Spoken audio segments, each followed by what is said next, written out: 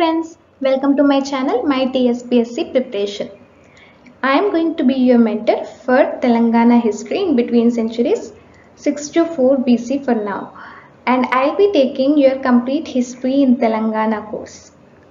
So until today what we have seen, let's have a quick recap. I have already talked about very famous Asmaka and Mulaka kingdoms, Andhra Rattam kingdom, Sabara kingdom and Mahishmati kingdom.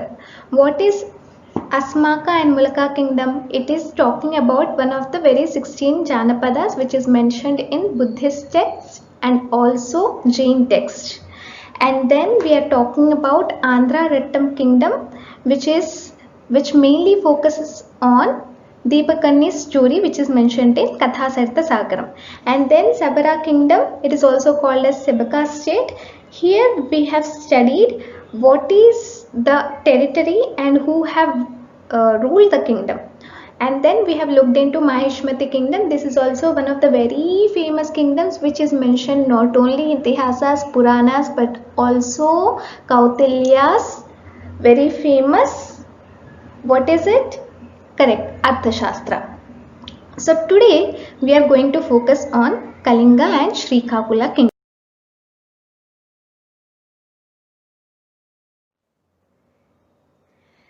Okay, let's look into Andhra kingdom. First let's look at the map structure where Kalinga kingdom is exactly. You can see, let me show you a circle of it. Alright, this part you are seeing, right? It is where this is covering complete Orissa and it is covering the northern part of Andhra Pradesh region. So now we understood where the Kalinga is. What is the history of it? We all know. If we don't know, then please understand that Ashoka's famous war was Kalinga war, right? So in this Kalinga war, what is it so famous that people have been talking about? What is Kalinga? See, this Kalinga is a very strong kingdom, guys. It is never giving up its own kingdom. The people of this kingdom are they believe in independence. They don't want to be ruled under anyone. And their kingdom has been so strong that it consists of 6 lakh army, 7,000 elephants and around 1,000 of horses, okay? So there is a very strong kingdom. It has been never been ruled by anyone. They doesn't want to be ruled by any king. They love their independence like anything, okay? So this kingdom was mentioned in the Jain text Bhagavati. So we have studied about the 16 Janapadas, correct? One of those 16 Janapadas was the Asmaka kingdom or the Asmaka Janapada, correct? So now the Jain text Bhagavati also mentions the Kalinga kingdom. Not only this but also Megasthenes' book Indica. When Megasthenes came into picture was during the Mauryan period, that is Chandragupta Mauryan period time. Megasthenes, a foreigner, he visited our kingdom and then he understood all the strong political conditions which was undergoing during that time, and he has written a book.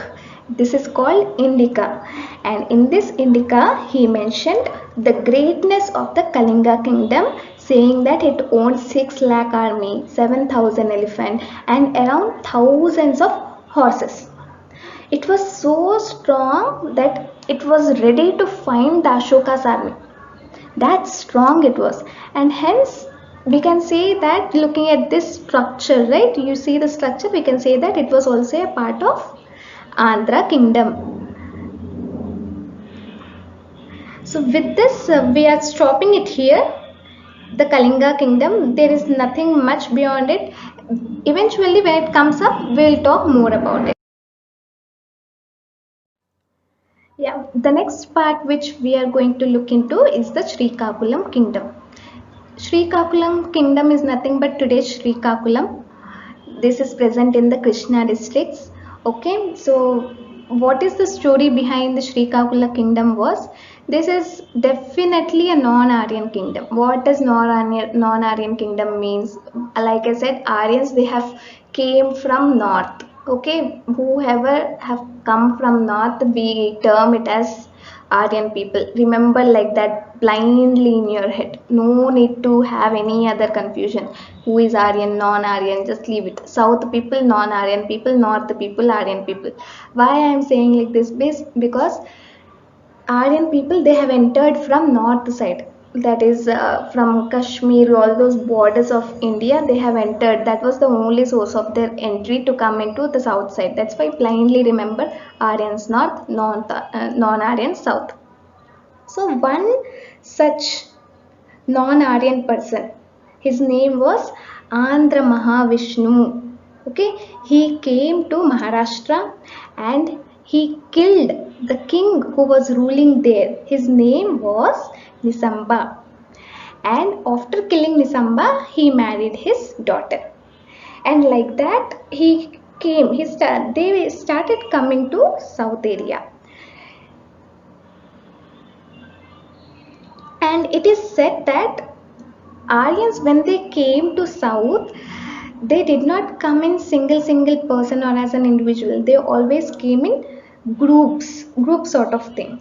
So this is the story behind Andhra Mahavishnu. Like this, there have been many stories. During that period, whenever a story came up, the stories were more like a mingling of Andhra people with the different races, and they tried to create a different breed.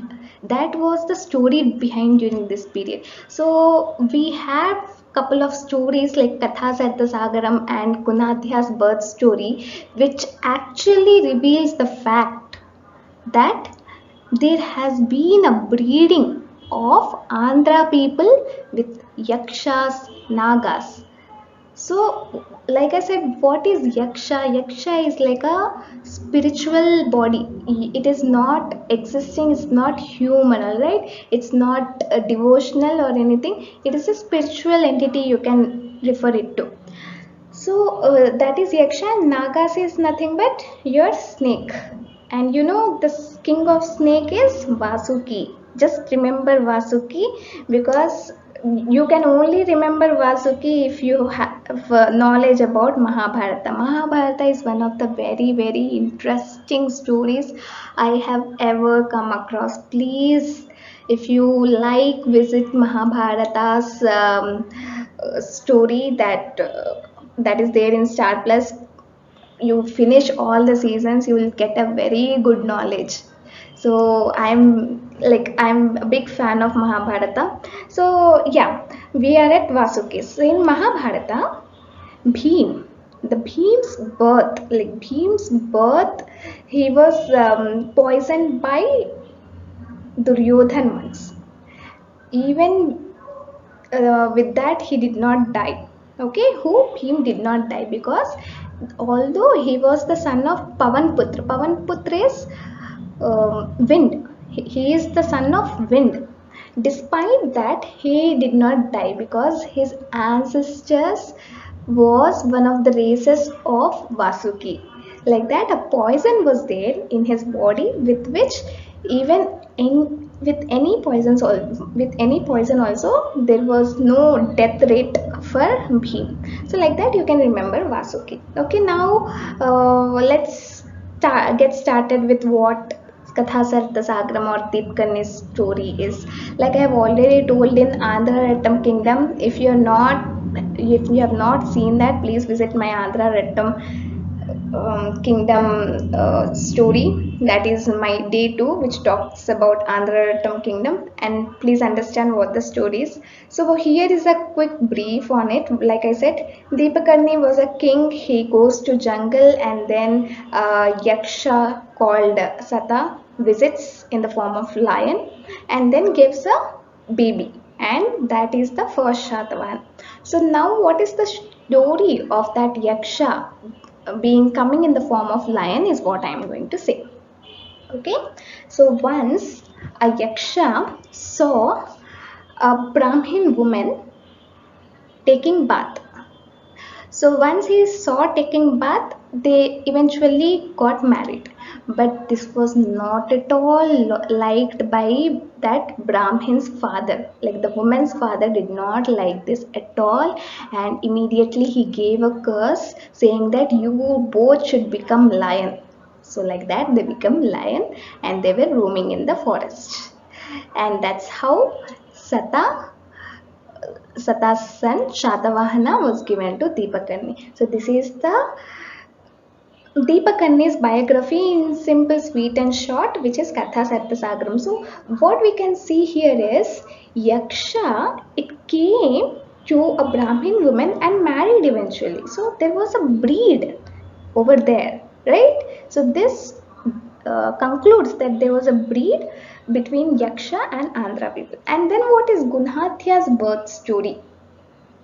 Okay, so Gunadhya's mother, she was again a Brahmin. When I am saying Brahmin woman, you can refer it to as Aryan people. So she was Aryan, and she was very beautiful. And Vasuki fell in love with Gunadhya's mother and eventually married. When they married, it was though it was intercaste, like it was a marriage between the Naga and a human, right? So it was again a breed over here, but this was acceptable, unlike what Deepakarni's story was, wherein it was completely rejected by father and they were given the curse. So in that way, Gunadhya's birth story was very a little much of happy ending sort of thing. So this was accepted. So with this, what we can say, by the time Gunadhya's story came into picture, the acceptance of Aryan and non-Aryan breed was more likely. Correct? More likely meaning it was there. The intermingling was accepted. Okay, this was the story of Gunadhya's birth story. So I have told you three stories: Andhra Mahavishnu, Katha Sattasagaram, Gunadhya's birth story. So with all these going into picture, it was around 6 to 4 BCs, and when 4th BCs came into picture, Nandas ruled. They came and occupied everything, and they ruled this kingdom also. After Nandas, it was Mauryas. Mauryas, they ruled for around 200 years. So why Mauryas are so famous? Because there was no other dynasty. Like it was only our Nizams that they have ruled for much longer time. But this such huge time was never ruled by any other kingdom other than Mauryas. So Mauryan Empire is famous for that very much reason. With this, we have finished this slide as well. Let's see into the next bit section part, wherein we'll have few questions for understanding that how much you have gained knowledge. Okay, let's move. So we have two questions here. First question: which kingdom was praised as the greatest of the southern kingdoms by Megasthenes in his book Indica? So the answer is Kalinga, right? We have seen it. Second question: which Jain text stated the Kalinga kingdom of 6th century BC as a non-Aryan kingdom? It is Bhagavati Jain text. Now the question for you which I am going to give, for which you have to give me answers in the comment section. You have to tell me which text mentioned about Asmaka Janapada. I am repeating the question. What is the name of the text? What is the name of? I will also say it is a Buddhist text. What is the name of that text which stated about Asmaka Janapada? Okay, this is your question. Please drop your answers at the comment section. I'll review your answers. Till then, stay tuned. Take care. Happy reading. Bye bye.